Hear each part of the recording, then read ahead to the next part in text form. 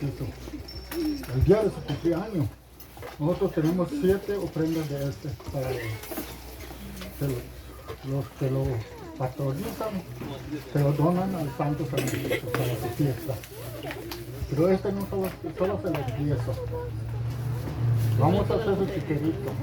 Siempre como tienen los cochinos de la izquierda, eso es para que no salga.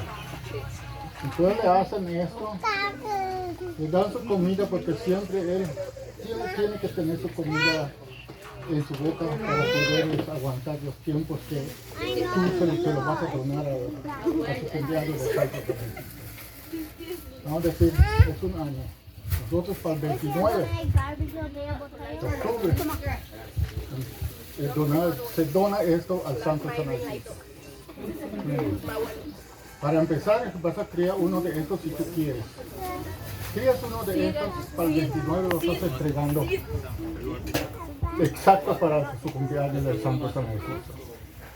Lo matas, después que lo matas, das la cabeza y le haces este chiquerito. El bayal. No es cualquier madera, es bayal. Es los que crece que tienen mucha espina. Entonces, este material no se quiebra rápido. Es duro, es aguantable. Puede aguantar hasta 3, 4 años. ¿Sí? Este lo dejamos libre para que metamos la cabeza del cochino, porque si lo amarramos ya no lo vamos a poder meter. Entonces por eso le dejamos este espacio para que metamos su cabecita allá.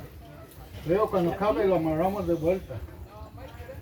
Y esto sirve para guindar los panes, los bizcochos que le van alrededor del cerco ese que tenemos hecho.